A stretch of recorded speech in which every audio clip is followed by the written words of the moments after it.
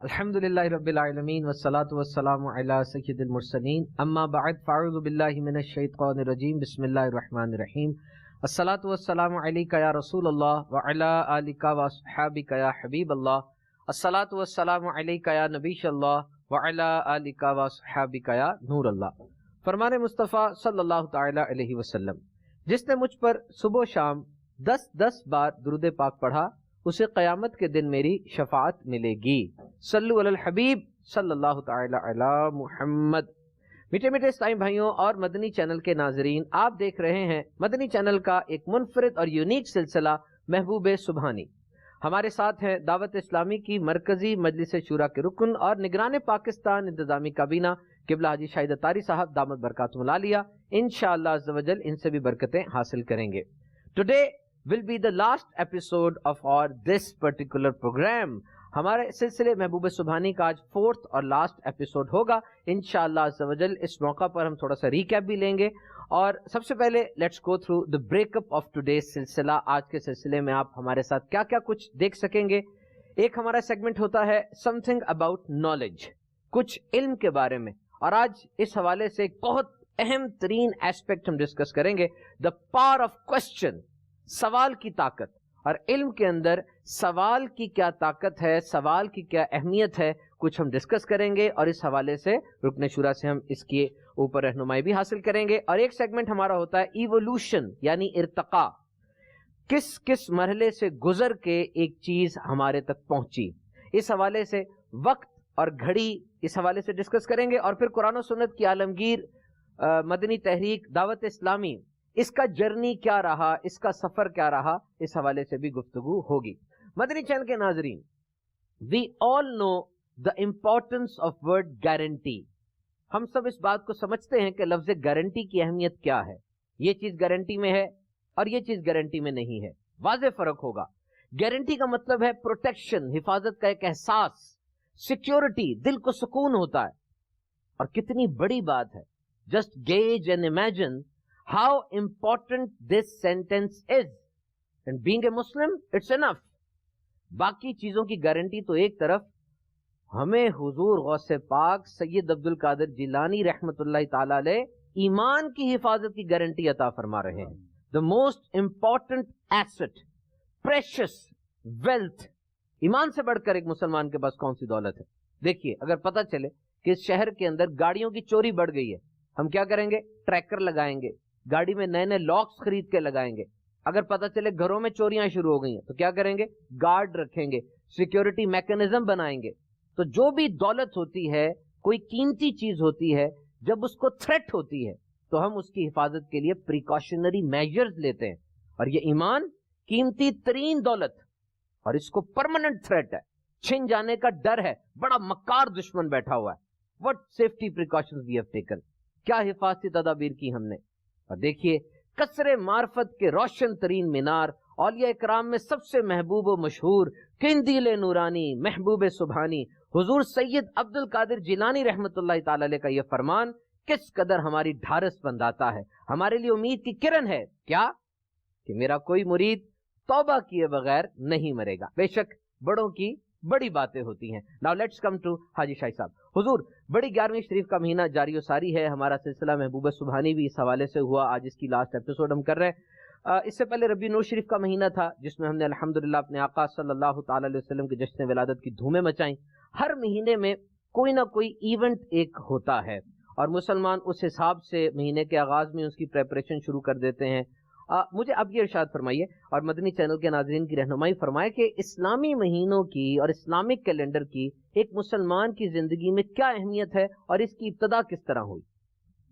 الحمدللہ رب العالمین والصلاة والسلام علی سید المرسلین، اما بعد فاعوذ باللہ من الشیطان الرجیم، بسم اللہ الرحمن الرحیم۔ قرآن پاک کی آیت آپ کے سوال پر پیش کرتا ہوں، پارہ 10 سورہ توبہ کی آیت نمبر 36، یعنی اسلامی مہینوں کا آغاز کب ہوا؟ ان عدت الشہور عند اللہ 12 شہرا فی کتاب اللہ یوم خلق السماوات والارض۔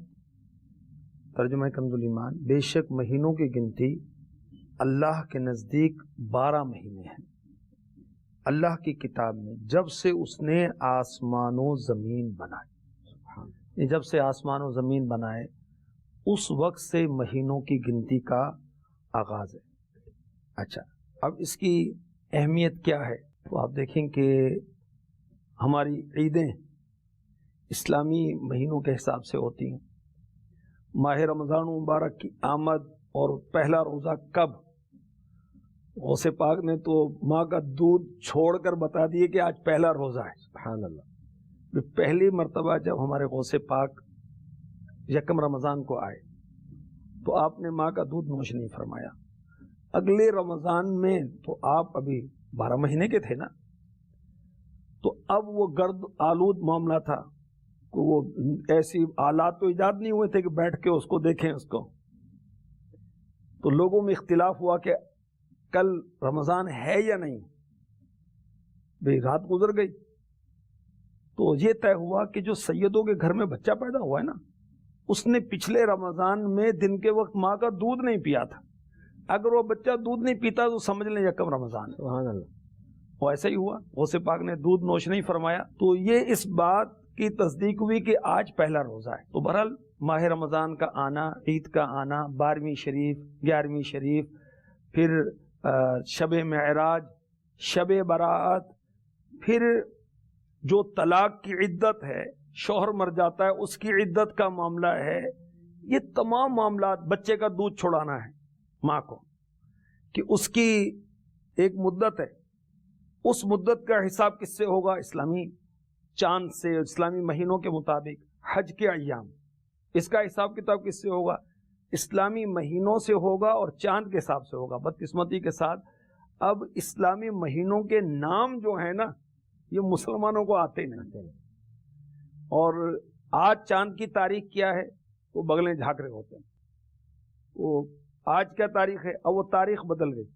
امیر اہل سنت نے ایک اجتماع میں، بڑے اجتماع میں پوچھا، تو وہ جو تاریخ گزری ہوئی تھی وہی بتا رہے تھے بتانے والے، وہ جو تاریخ بدل گئی وہ اس کی طرف توجہ نہیں کہ اسلامی تاریخ مغرب میں بدلتی ہے۔ تو بہرحال، اور ہماری عمریں جو ہیں، کیونکہ امید ہے آپ کو معلوم ہوگا کہ عیسوی اور اسلامی مہینوں میں 10 دن کا ڈفرنس ہوتا ہے، تو ہماری عمریں جو ہیں ہم اس کو شمسی حساب سے کرتے ہیں، اس میں ہی فرق آ جاتا ہے۔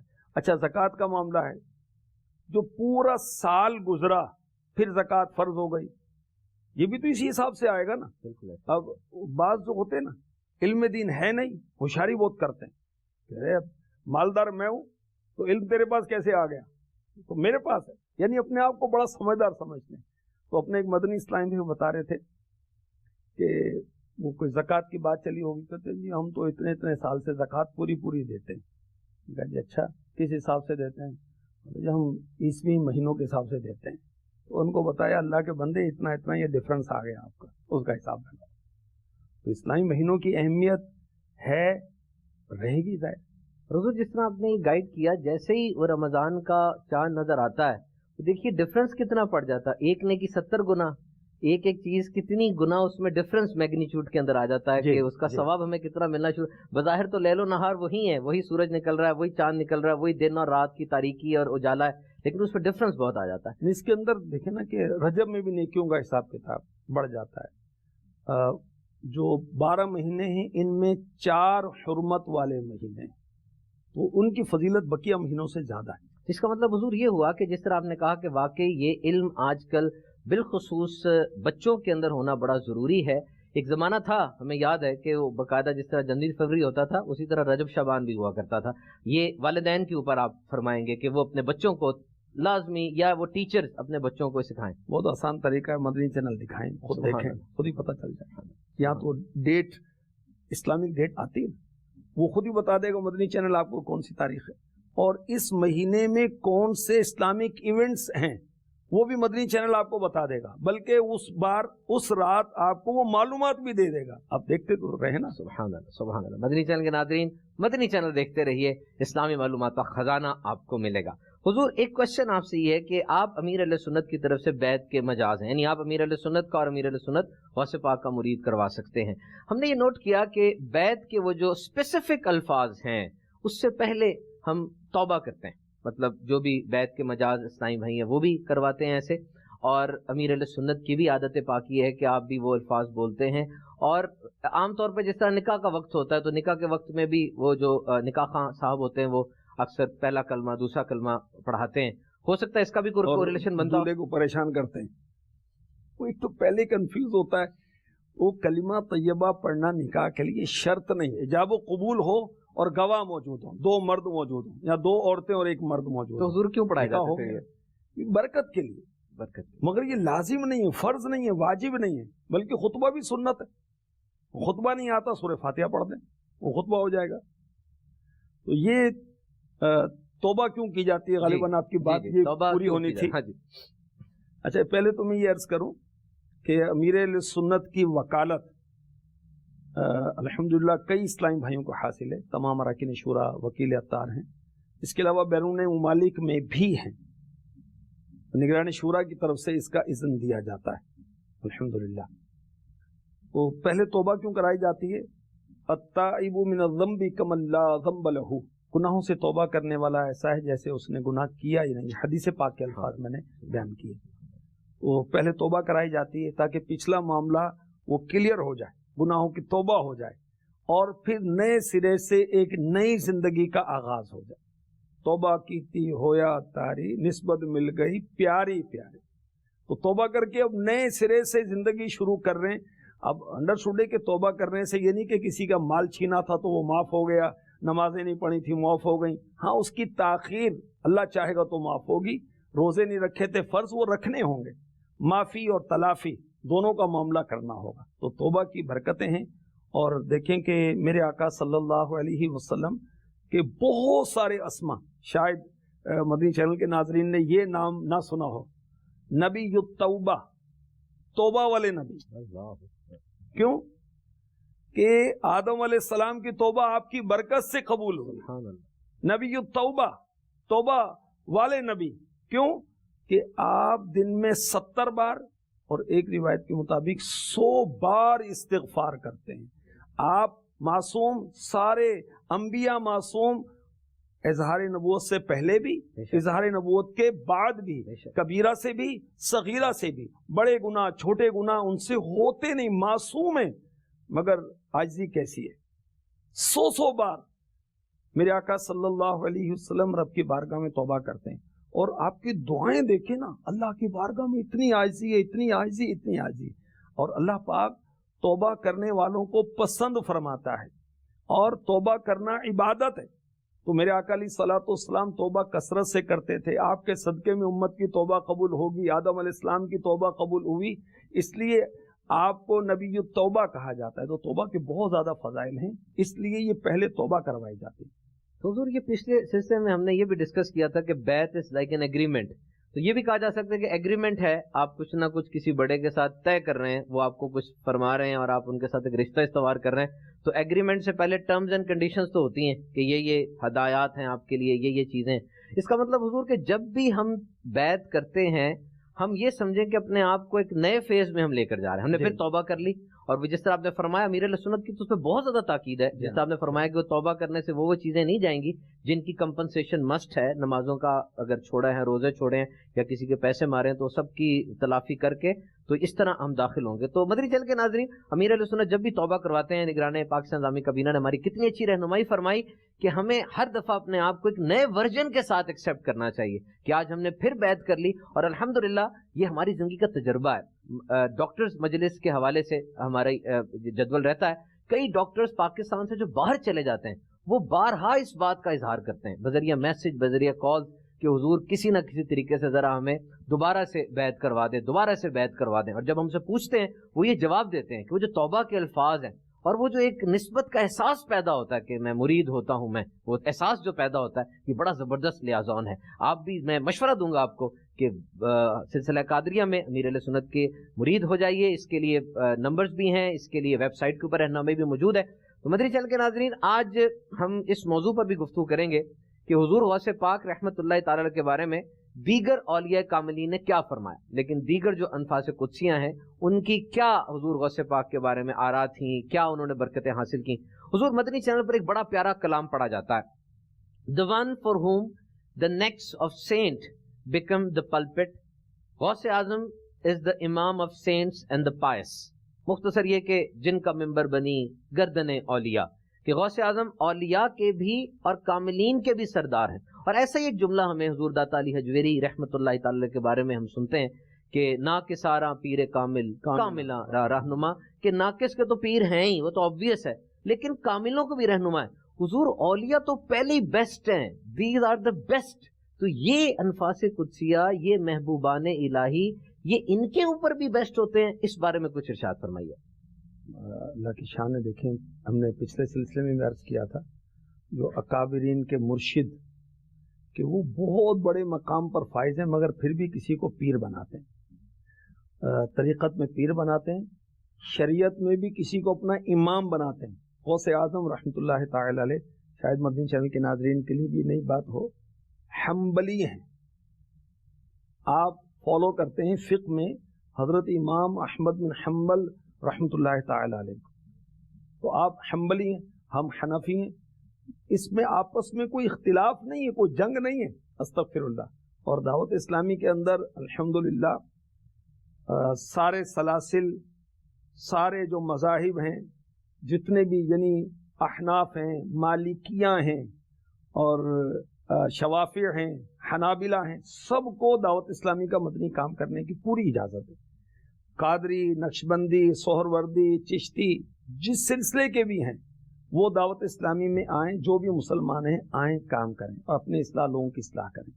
تو برحال غوث اعظم تو اللہ تبارک و تعالی نے وہ مقام عطا فرمایا کہ جب آپ کی ولادت ہو رہی تھی تو انبیاء کرام نے آپ کے والد کو بشارت دی۔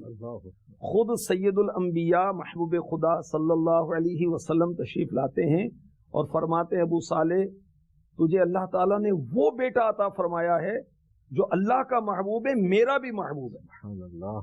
اور پھر انبیاء نے یہ بشارت بھی دی کہ ان کا قدم سارے اولیاء کی گردن پر ہوگا۔ اور حضرت امام حسن بصری رحمۃ اللہ تعالی علیہ کے بارے میں ہے کہ آپ نے اپنے زمانے سے لے کر غوث پاک تک سارے اولیاء کا بتایا اور غوث پاک کا بھی بتایا۔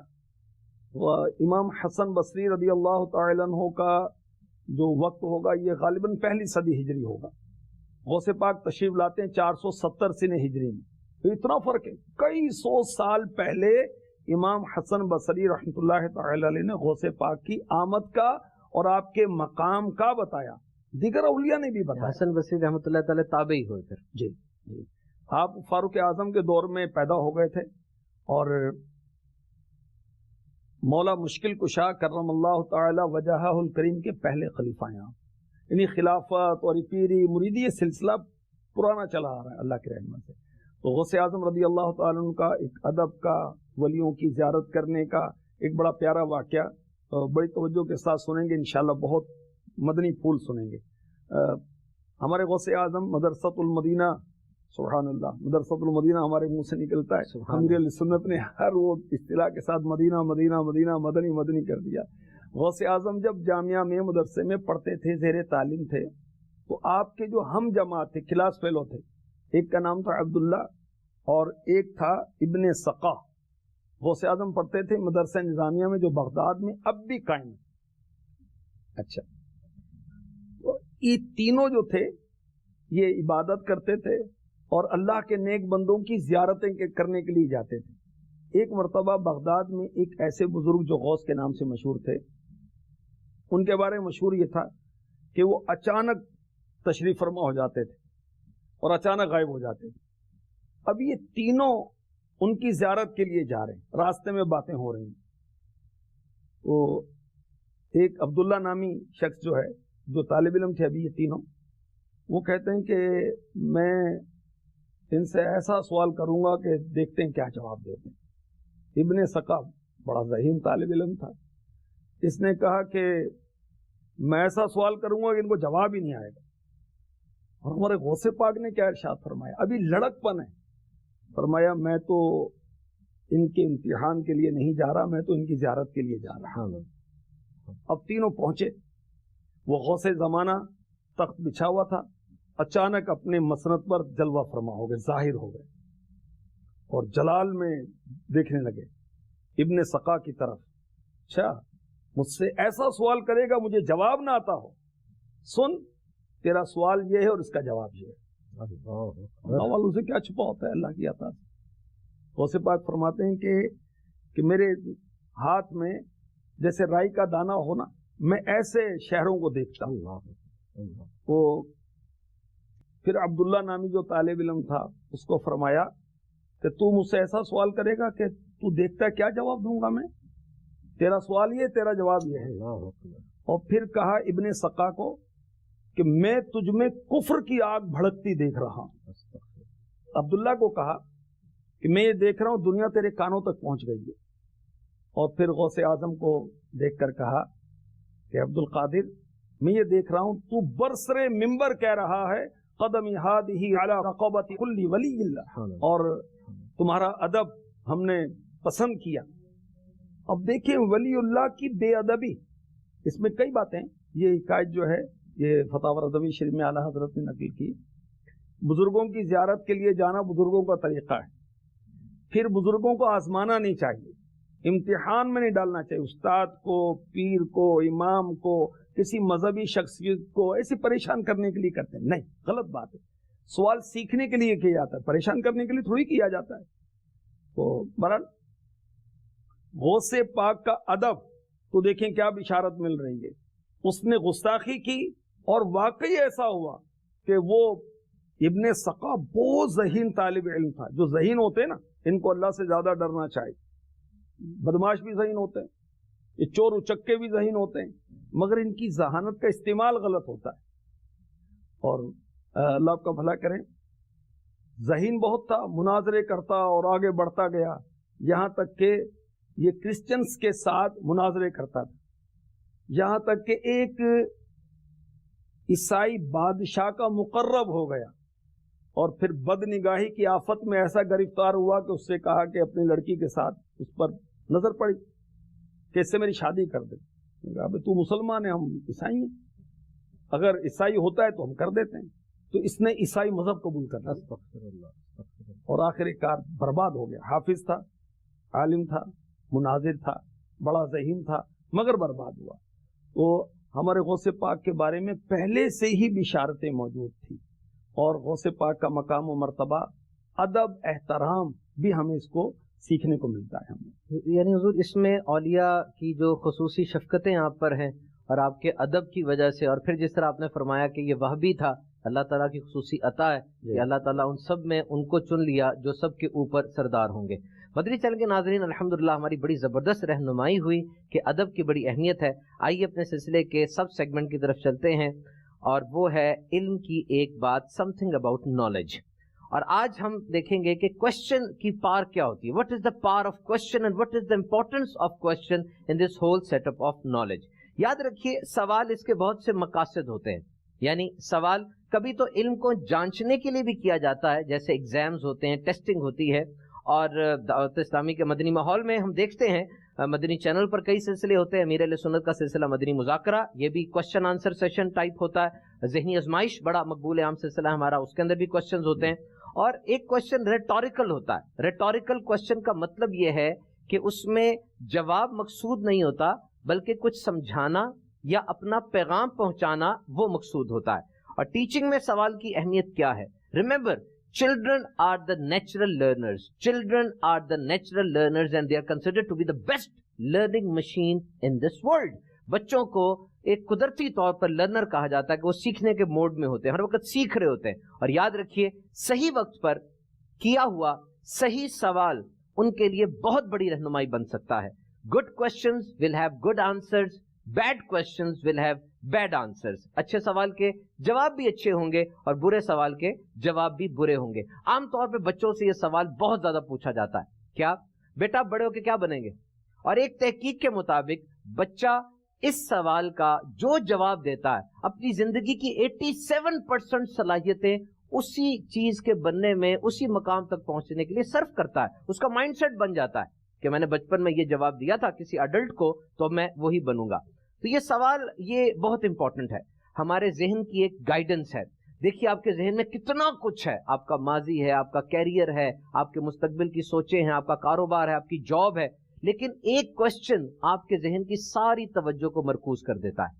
مدنی چینل کے ناظرین، میں آپ سے کوشچن پوچھنے لگا ہوں، آپ کا کیا نام ہے؟ یہ سوال آپ کی زندگی میں شاید سب سے آسان سوال ہو، نام کا تو سب کو ہی پتا ہوتا ہے، لیکن یہ بھی سوال جب میں نے آپ سے کیا، آپ کی ساری توجہ اس بات پر تھی کہ ہم اس کا جواب دے دیں. دس از دا پاور آف کوشچن.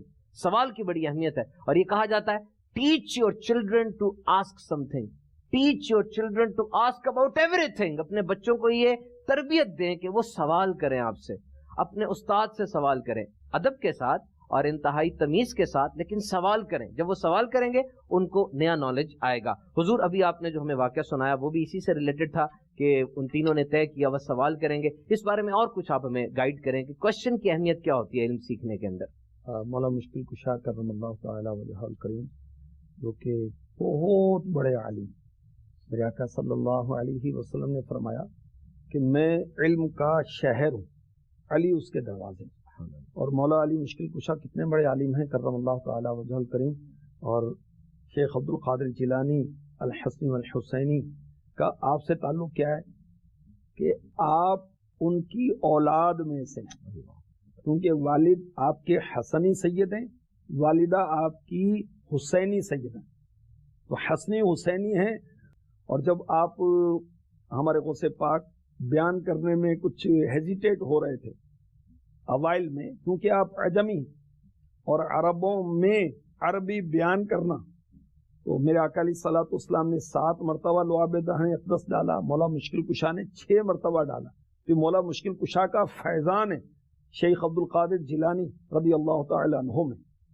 تو مولا مشکل کشا فرماتے ہیں کہ علم خزانہ ہے اور سوال اس کی چابی ہے. سبحان اللہ، سبحان اللہ. اچھا، اللہ تم پر رحم فرمائے، سوال کیا کرو.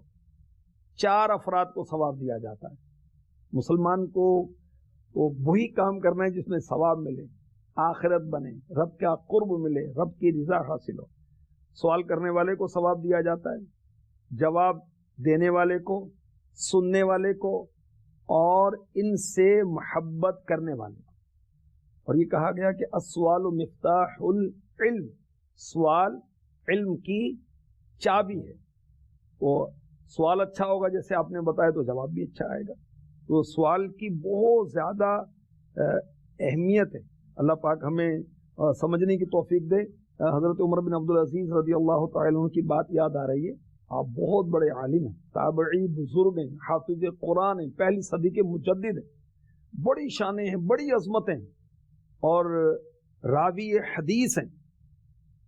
فرماتے ہیں کہ میں نے جو سوالات پوچھنے میں جھجک کی تھی، شرمایا تھا، اس علم سے اب بھی نابلد ہوں. حالانکہ اب بہت بڑے عالم ہیں. یہ بڑھاپے میں آپ یہ فرمایا کرتے تھے.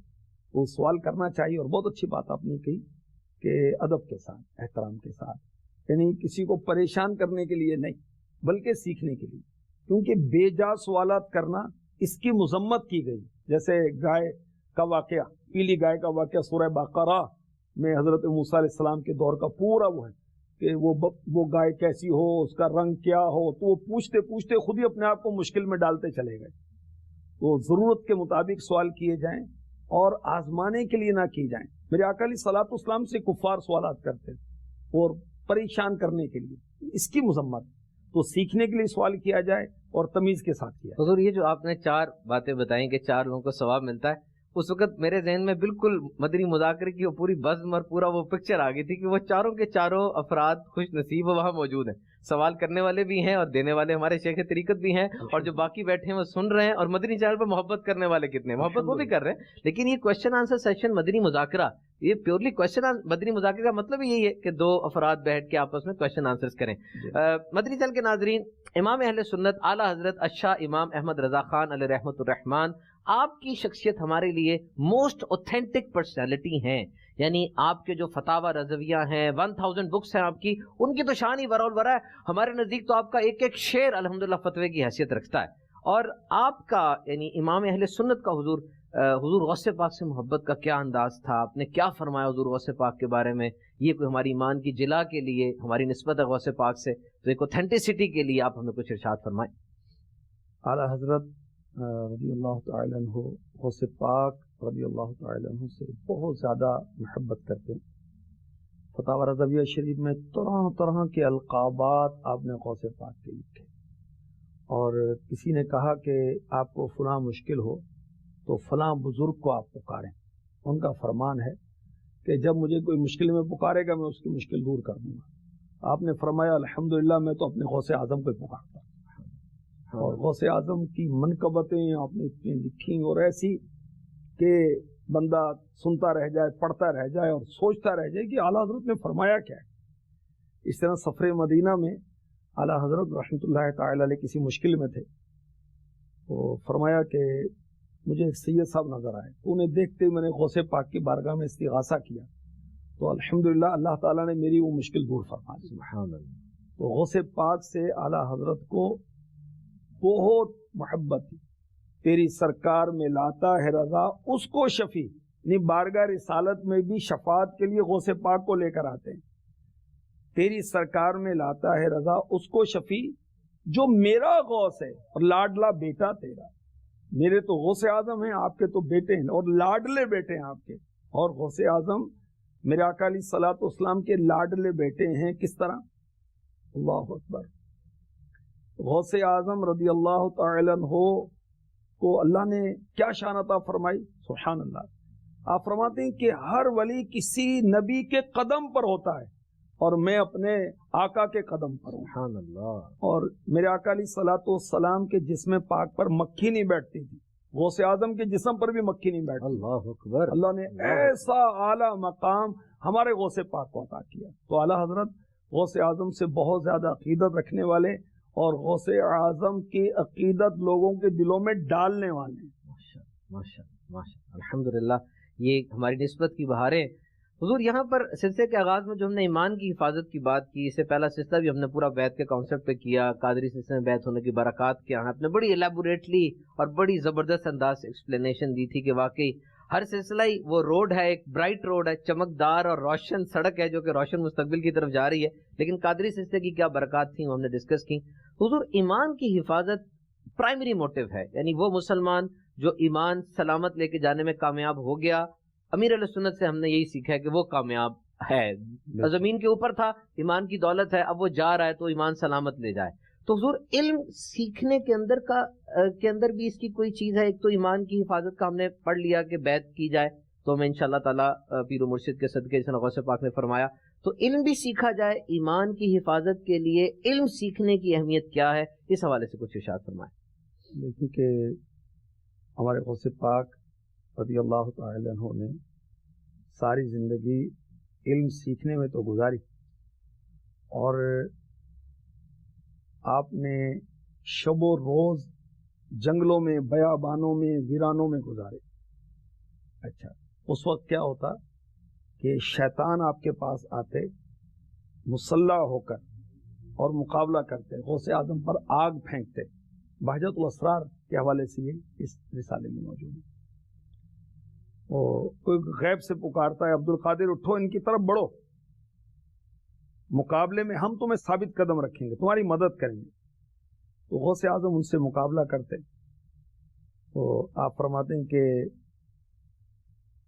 وہ مجھے ڈراتا کوئی، یہاں سے چلے جاؤ، تو میں تماچا مارتا تو بھاگ جاتا، اور میں لا حول ولا قوت الا باللہ العلی العظیم پڑھتا تو وہ جل کر ختم ہو جاتا. اس طرح غوث پاک نے شیطانوں سے مقابلہ کیا.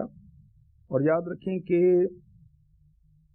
شیطان پر عالم زیادہ بھاری ہوتا ہے، جاہل کو تو وہ ویسی جال میں پھنسا لیتا ہے، اس کو پتہ بھی نہیں چلتا بیچارے کو.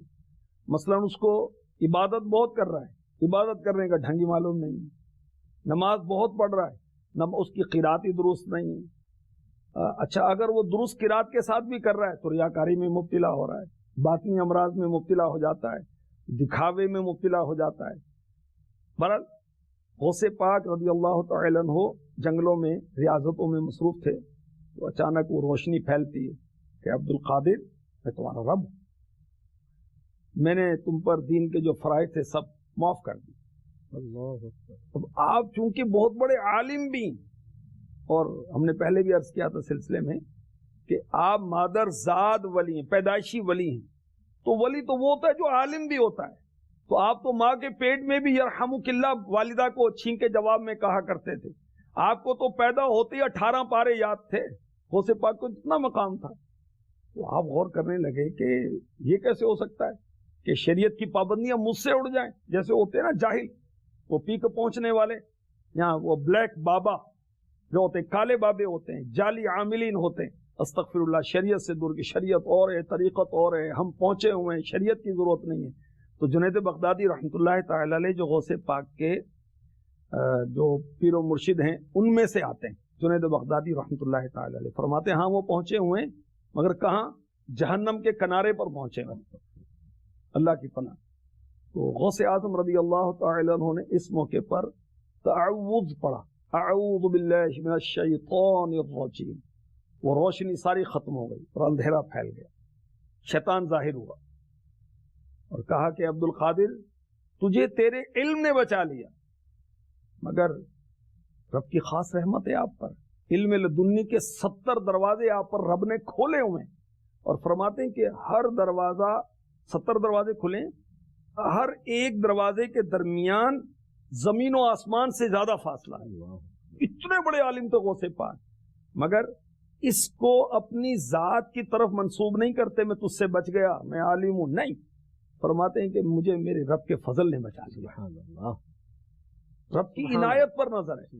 اور اگر ہم اپنی کسی خوبی کو اپنی جانب منسوب کریں اور اس کے زوال سے غافل ہو جائیں، یہ تو خود پسندی۔ تو غوث اعظم اتنے بڑے مقام پر فائز ہو کر بھی خود پسندی میں مبتلا نہیں ہوئے۔ تو دیکھیں آپ عالم ہیں، اور غوث پاک کی علمیت 33 سال فتاوی نویسی کی ہے آپ نے، 33 سال حافظ قرآن، محدث، مفسر، ایک ایک آیت کی 40 تفاسیر بیان کر دیتے تھے، اور بڑے بڑے علماء کا رجوع تھا ہمارے غوث اعظم کی طرف۔ تو بہرحال علم کی پختگی کے لیے، ایمان کی پختگی کے لیے علم بنیاد ہے، علم بہت زیادہ ضروری ہے، علم عمل کی طرف لے کر آئے گا، اور علم و عمل کے ذریعے ہی ہم رب کی رضا حاصل کریں گے، جنت کی طرف پیش کریں گے۔ ایمان کی پختگی کے لیے علم بہت ضروری ہے، واٹ اے گولڈن سینٹینس، ایمان کی پختگی کے لیے علم بہت ضروری ہے، یعنی یہ اہم ترین متاع آپ دنیا سے لے کر جانا چاہتے ہیں، مسلمان کی سب سے بڑی خواہش یہی ہے اور یہی ہونی چاہیے۔ اور اپنے شورا نے کتنی پیاری بات یہ ارشاد فرمائے، پھر دہراتا ہوں، ایمان کی پختگی کے لیے علم ہونا بہت ضروری ہے۔ مدنی چینل کے ناظرین، اس گفتگو سے ہمیں یہ پتہ چلا کہ علم بہت بڑی دولت ہے۔ عام طور پہ پیسہ اور جو ویلتھ ہوتی ہے، دولت، اس کو بھی دولت کہا جاتا ہے، دولت تو وہ ہے ہی، لیکن علم اور دولت میں کیا فرق ہے؟ آئیے چھوٹے سے خاکے کی صورت میں سمجھنے کی کوشش کرتے ہیں۔ دیکھیے میرے پاس ایک 100 روپے کا نوٹ ہے، اور قبلہ رکن شورا کے پاس بھی ایک 100 روپے کا نوٹ ہے۔ ہم یہ 100 روپے کا نوٹ ایک دوسرے سے ایکسچینج کرتے ہیں، یعنی ان کا نوٹ میں لے لوں گا اور اپنا نوٹ ان کو پیش کروں گا۔ بہت شکریہ۔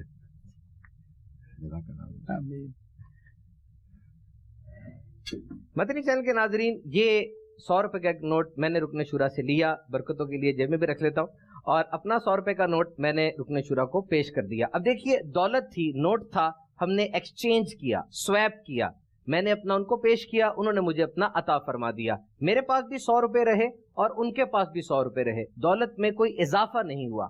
اب یہ دنیا کی دولت یعنی پیسوں کے حوالے سے میں نے آپ کو ایک مثال دی۔ آئیے اب دیکھتے ہیں کہ اگر علم کی بات اس کو ایکسچینج کیا جائے تو کیا فرق پڑتا ہے۔ میں ایک علم کی بات رکن شورا سے شیئر کرتا ہوں۔ مسجد نبوی میں سب سے پہلے اعلیٰ فرش حضرت عمر رضی اللہ تعالی عنہ نے ڈالے، اس سے پہلے صرف بجری تھی۔ اس کی عالی شان عمارت حضرت عثمان رضی اللہ تعالی عنہ نے بنائی۔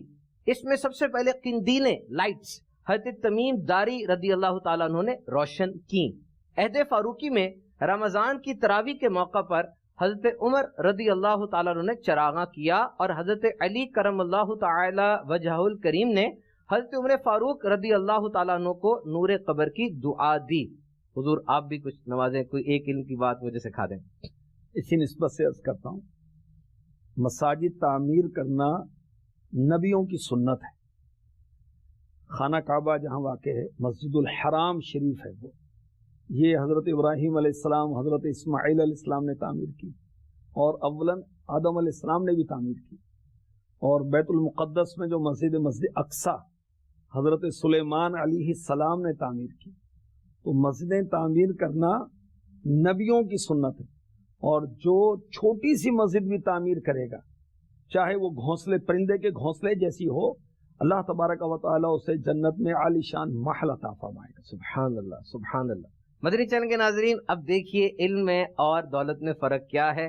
میں نے ایک علم کی بات رکن شورا سے شیئر کی، انہوں نے ہمیں کتنی پیاری علم کی بات بتائی۔ پہلے میرے پاس ایک تھی، ان کے پاس ایک تھی، جیسے ہی ہم نے ایکسچینج کی، میرے پاس بھی 2 ہو گئیں، ان کے پاس بھی 2 ہو گئیں، اور آپ کے پاس بھی 2 ہو گئیں۔ جب نوٹ ایکسچینج ہوا تھا تب میرے پاس ایک ہی رہا، ان کے پاس بھی ایک رہا، اور آپ کو تو کچھ بھی نہیں ملا۔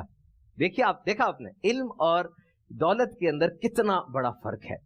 تو علم ضرور حاصل کیجئے، اتنا بڑا ٹریجر ہے، اتنی بڑی دولت ہے جو ختم نہیں ہوتی بلکہ آگے سے آگے بڑھتی چلی جاتی ہے۔ حضور جیسی ربیع الغوث کا مہینہ تشریف لایا، مدنی چینل پر ایک نیا رنگ آ گیا، ایک نیا انداز آ گیا، اور مدنی مذاکرہ، جلوس غوثیہ، نئے نئے سلسلے، مطلب یوں لگ رہا تھا کہ اس مہینے کی اہمیت ہے، ایک امپیکٹ پڑا۔ گھر میں موجود بچے بھی دیکھ رہے تھے یہ جھنڈا ہے، حضور غوث پاک کون ہے، کئی جگہ پر پوچھا جا رہا تھا، کئی جگہ پر ریویژن ہو رہی تھی، اور obviously یہ سب امیر علیہ سنت دامت برکاتہم العالیہ کا ایک فیض ہے۔ اور پھر اس دفعہ جو مدنی مذاکرے میں الحمدللہ زیارات ہوئیں تبرکات کی، اور وہ بھی دیکھا جائے تو یہ مہینہ ہی میگنیفائی ہوا۔ بچے بڑے یہی سوچیں گے کہ ہمیں وہ حضور غوث پاک کے مہینے میں زیارات ہوئی تھی اور نالین پاک کی تشریف آوری ہوئی تھی۔ تو حضور یہ امیر علیہ سنت نے ہمیں تربیت فرمائی ہے، نعرے بھی آپ نے عطا فرمائے، جلوس غوثیہ۔ آپ اس بارے میں کیا فرمائیں گے کہ امیر علیہ سنت کے جو اتنے کارہائے نمایاں ہیں، حضور غوث پاک کی ذات سے برکتیں حاصل کرنے کے حوالے سے کچھ امیر علیہ سنت کا ارشاد فرمائیے گا۔ امیر علیہ سنت حضرت علامہ مولانا محمد الیاس اطہار قادری رضوی ضیاء دامت برکاتہم العالیہ، آپ میمن فیملی سے تعلق رکھتے ہیں، اور میمنوں کے اندر غوث پاک کی بہت عقیدت کہ بڑی بوڑھیاں جو ہے نا غوث پاک کے حوالے، سبحان اللہ، میں یوں کہتی، اور 11ویں شریف، اور اس پر بہت وہ۔ تو امیر علیہ سنت کے سمجھیں کہ گھر سے آپ کو غوث پاک کی محبت ملی ہے، اور پھر امیر علیہ سنت کے کاشان اقدس کے قریب جو مسجد تھی، اس کے اندر غوث پاک کی 11ویں کے مہینے میں 11 واز ہوا تھے، سبحان اللہ، 11 واز ہوا کرتے تھے۔ تو یوں غوث پاک کی عقیدت، اور پھر امیر علیہ سنت غوث پاک سے کیسی محبت رکھتے ہیں، کتنی آپ نے مناقب لکھی ہوئی ہیں، دیکھیں۔ اور یہ جو انداز ہے جلوس غوثیہ، اور یہ سمجھیں کہ دلوں کے اندر اللہ والوں کی محبت پیدا کرنے کی ترکیب، اور اللہ سے محبت کی بہت سی علامتیں ہیں۔ مثلا تو اللہ سے محبت کرنے کی علامت ہے قرآن سے محبت، نماز سے محبت، انبیاء سے محبت، اولیاء سے محبت کرنا، یہ بھی اللہ کی محبت ہے۔ ہم غوث پاک سے محبت کیوں کرتے ہیں؟ کہ یہ اللہ کے ولی، اللہ کے نیک بندے، جبھی تو محبت کر رہے ہیں نا۔ تو یہ اللہ والوں کی محبت پیدا کرنے کا طریقہ ہے۔ صراط الذین انعمت علیہم، جن پر اللہ تعالیٰ نے انعام فرمایا، ہم ان سے محبت کرتے ہیں۔ اور بڑی پیاری مشہور آیت ہے، میں چاہوں گا وہ بھی مدنی چینل کے ناظرین کو پیش کروں۔ الا ان اولیاء اللہ لا خوف علیہم ولا هم یحزنون الذین آمنوا وکانوا یتقون۔ سن لو، بے شک اللہ کے ولیوں پر نہ کچھ خوف ہوگا اور نہ وہ غمگین ہوں گے، وہ جو ایمان لائے اور ڈرتے ہیں۔ تو اللہ کے جو ولی ہیں قیامت میں خوف زدہ نہیں ہوں گے، غمگین نہیں ہوں گے۔ اور ان کی خصوصیت کیا ہے؟ الذین آمنوا وکانوا یتقون، ایمان والے اور اللہ سے ڈرنے والے، متقی، پرہیزگار ہیں۔ ان متقیوں اور پرہیزگاروں کی محبت امیر علیہ سنت نے دل میں ڈالی۔ میں الحمدللہ غوث پاک کی شان میں نے 20 30 بیانات کیے ہوں گے الحمدللہ، سالہ سال سے بیان کر رہا ہوں۔ غوث پاک کی کتنی منقبتیں مجھے یاد ہیں، اللہ کی رحمت سے میں اللہ کا شکر ادا کرتا ہوں، اور امیر اہل سنت کی وکالت کی برکت سے الحمدللہ کتنوں کو میں نے غوث پاک کے دامن سے وابستہ کیا ہے۔ مگر مدنی ماحول سے پہلے میں اپنی بات بتا رہا ہوں، مجھے غوث پاک کا تعارف نہیں تھا۔ تو یہ امیر اہل سنت کا بیعت کرنا، 11ویں شریف میں غوث پاک کی منقبت پڑھنا، غوث پاک کے فضائل بیان کرنا، تو اس سے الحمدللہ کتنے نوجوان میری طرح ہوں گے جو واقف ہوئے۔ اس وقت تو ہم نوجوان ہی تھے بھائی، 16-17 سال کا تھا میں جب دعوت اسلامی کے مدنی ماحول سے وابستہ ہوا۔ تو بس وہ جوانی دیوانی، تو دین کے بارے میں کوئی اتنی معلومات نہیں ہے، کچھ نہیں، نہ ایسا ماحول تھا۔ تو جب مدنی ماحول ملا تو الحمدللہ معلوم ہوا کہ غوث اعظم تو بہت بڑی ہستی ہیں، اور الحمدللہ پھر 11ویں شریف اور اس طرح۔ تو امیر اہل سنت لوگوں کے دلوں میں غوث اعظم کی محبت ڈال رہے ہیں اللہ کے الحمدللہ۔ جس طرح رکن شورا نے ارشاد فرمایا، حضور واقعی آپ صحیح فرما رہے ہیں کہ امیر اہل سنت کی برکت سے شاید بہت سو کو یہ پتہ چلا ہو کہ غوث پاک کون ہے۔ اگر نام سنا بھی تھا تو معرفت اس حوالے سے کہ وہ کون ہیں، ان کے حالات کیا ہیں، اور وہ کیا ہستی ہیں۔ چھوٹے چھوٹے بچوں دیکھیں نا، پیروی، اتباع کہ غوث اعظم کی سیرت کو اپنانا۔ اب وہ بعض جو ہے نا، وہ جو بیچارے ان پڑھ قسم کے ہوتے ہیں، تو ان کی نظر میں نا غوث اعظم ایک بابا ہیں، بہت عظیم ہستی ہیں، ایک بابا جی۔ ارے بھائی وہ تو مفتی ہیں، وہ تو حافظ ہیں، وہ قاری ہیں، وہ بہت بڑے عالم ہیں، 1000 نوافل پڑھنے والے ہیں۔ اور جب بھی تو امیر اہل سنت وہ ذہن بناتے ہیں کہ بھائی ہم نیازی بھی ہیں، نمازی بھی ہیں، مگر پہلے نمازی ہیں۔ اب غوث اعظم کی نیاز کریں، 11ویں کر دی تو فارغ ہو گئے؟ نہیں بھائی، غوث اعظم تو خوف خدا سے رو رہے ہیں کہ یا اللہ مجھے قیامت کے روز اندھا اٹھانا اگر میرے اعمال تیری بارگاہ میں پسندیدہ نہیں۔ اور غوث اعظم کے مرید جو ہیں وہ کہیں جی 11ویں کر لی، اب کیا ضرورت ہے؟ بھائی 11ویں شریف کرنا بہت اچھا ہے۔ جو کھانا بزرگوں کے نام سے منسوب ہو جاتا ہے، مفتی احمد یار خان نعیمی رحمۃ اللہ تعالی علیہ نے لکھا، وہ بیماروں کو شفا دیتا ہے۔ تو غوث اعظم کی 11ویں شفا دیتی ہے، مگر ہم ان کی سیرت بھی تو پڑھیں۔ صرف 11ویں کا کھانا ہی نہ ہو، وہ ضرور ہو، اس کے ساتھ ساتھ آپ کی ذات کی پیروی بھی ہو۔ مدنی چینل کے ناظرین، اچھا پیروی آگاہی کے بعد ہوگی نا، آگاہی نہیں، نام نہیں معلوم۔ ہم وہ سری لنکا گئے، جیلانی ایک علاقے کا نام تھا وہاں پر نا، تو وہاں پر بھی لوگ بہت جمع ہوئے، تو ہم نے وہ غوث اعظم کی منقبت پڑھی تو لوگ جمع ہوئے، تو میں نے ان سے سوالن پوچھا غوث اعظم کا نام کیا، تو بغلے جھانک رہے ہیں، غوث اعظم کے والد کا نام، والدہ کا نام وغیرہ نہیں معلوم۔ تو الحمدللہ مدنی ماحول کی برکت سے ان کو بتایا، الحمدللہ۔ اللہ تعالیٰ مزید برکت عطا فرمائے۔ مدنی چینل کے ناظرین، ہمارے سلسلے کا وقت اب ختم ہو رہا ہے، آئیے ایوولوشن کے حوالے سے کچھ سن لیتے ہیں۔ ایوولوشن آف کلاک ہم نے ڈسکس کرنا تھا۔ یاد رکھیے انسان کے پاس جو اویلیبل ریسورسز ہیں، جو وسائل ہیں، ان میں اہم ترین ریسورس وسائل وہ وقت ہے، اور اسی لیے کہا جاتا ہے کہ جب تم کسی کو وقت دو تو یہ یاد رکھو کہ تم اس کو وہ چیز دے رہے ہو جو تمہیں دوبارہ واپس نہیں ملے گی۔ گھڑی کی تاریخ بہت پرانی ہے۔ سب سے پہلے سن ڈائل ایجاد ہوا بہت پہلے، یعنی اوائل کی ایجادات جو انسان کی ہیں ان میں گھڑی کی ایجاد ہے۔ سن ڈائل سے مراد یہ تھا کہ سورج کے سائے کی مدد سے وقت کا تعین کیا جاتا تھا۔ اس کے بعد واٹر کلاک، یعنی ایک کپ میں سوراخ کر دیا جاتا اور گرنے والے قطروں کی مدد سے وقت گزرنے کا پتہ چلایا جاتا۔ کینڈل کلاک سے مراد ہے کہ موم بتی جلائی جاتی، موم بتی جب پگھلتی تو اس کے پگھلنے کے ساتھ وقت گزرنے کا وہ اندازہ لگاتے تھے۔ پھر اور گلاس کاؤنٹ، یہ بڑا مشہور ہے، 2 گلاس ہوتے تھے، ایک گلاس میں ریت ڈال دی جاتی، ریت کا ایک ایک ذرہ گرتا رہتا اور اندازہ لگا لیا جاتا کہ کتنا وقت گزرا ہے۔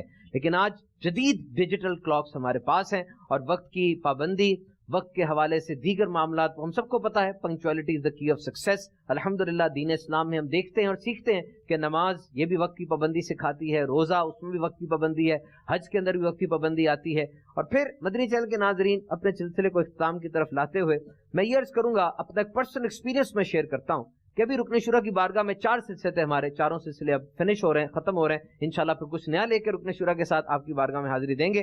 دیکھیے، حضور غوث پاک کے بارے میں تو ہم سنتے تھے، الحمدللہ مدنی چینل سے سیکھتے بھی تھے اور بھی باتیں ہم سنتے رہتے تھے، کبھی کبھار کچھ پڑھ بھی لیتے تھے، لیکن یہ جو باقاعدہ سلسلے جب ہوئے تو ذاتی طور پہ میں نے اس کی تیاری کی، کیونکہ کویشچنز بھی کرنے تھے، بکس کو پڑھا، اور پھر سلسلے میں سمجھ لیں 1 گھنٹے کی ورک شاپ ہوئی۔ رکن شورا میرے ٹرینر تھے، وہ مجھے سکھاتے رہے اور آپ بھی سیکھتے رہے۔ اس پورے پروسیس کے اندر جو میں نے سیکھا، دس واز انارمس، یعنی باقاعدہ علم حاصل کیا جائے، میں اس کی طرف آپ کی توجہ دلا رہا ہوں۔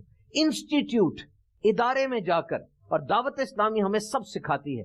दारुल मदीना एक हमारा इंस्टीट्यूट है। स्कूल सिर्फ स्कूल नहीं होता, बल्कि पूरा सिस्टम होता है। सिर्फ तालीम नहीं दी जाती स्कूल के अंदर, तरबियत भी होती है, टीचर्स होते हैं, स्टूडेंट टीचर इंटरेक्शन होता है। पिछले दिनों दारुल मदीना, बाबुल मदीना कराची के तलबा मैरीटाइम म्यूजियम के अंदर गए, एग्जाम होता है, पेपर लिया जाता है, बच्चे का कंपटीशन होता है, स्पोर्ट्स होती हैं, पूरा एक निजाम होता है जिससे पर्सनालिटी ग्रूम अप हो रही होती है। तो आप आइए दावत इस्लामी के मदनी माहौल में किसी इदारे के अंदर ज्वाइन कर लीजिए। हमारे पास तो ऐसी मिसालें भी हैं कि वो मतलब गैर मुस्लिम रहनुमा था, कोई अपने मजहब की प्रीचिंग करने वाला था, उसने इस्लाम कबूल किया, दावत इस्लामी में आया, दावत इस्लामी के जामिअतुल मदीना से पूरा दर्स निज़ामी कंप्लीट किया, बकायदा उसको सनद दी गई। So this is Dawat Islami. आइए दावत इस्लामी के मदनी माहौल से वाबस्ता हो जाइए। इल्म दीन की तरवीज व इशाअत का ये बेहतरीन प्लेटफॉर्म है फी ज़माना जो हमें अवेलेबल है। ना सिर्फ इंस्टीट्यूट्स हैं बल्कि ऑनलाइन टीचिंग का इंतजाम भी मौजूद है। आइए सिलसिले के इख्तिताम पे वन एडवाइस फ्रॉम हाजी शाहिद साहब वो लेते हैं और फिर सिलसिले को हम खत्म करते हैं। हुजूर, one advice for our audience. मुरीद अपने पीर के हाथ में ऐसा हो जाए जैसा मुर्दा बदस्त जिंदा। आला हजरत ने फरमाया, यानी जैसे मैयत गस्साल के हाथ में, तो गस्साल की मर्जी है जिस तरह मैयत को दाएं बाएं लिटाए, जैसे पानी डाले, तो मुरीद अपने पीर के हाथ में ऐसा हो जाए। अल्लाह ताला बरकत अता फरमाए। माशाअल्लाह, बहुत खूबसूरत बात इरशाद फरमाई रुकन शूरा ने। हम सबको अल्लाह रब्बुल इज्जत अपने पीर मुर्शिद की अकीदत रखने, उनसे मोहब्बत करने और उनकी बात मानने की तौफीक अता फरमाइए। मदनी चैनल देखते रहिए। सल्लु अलल हबीब सल्लल्लाहु तआला अला मुहम्मद।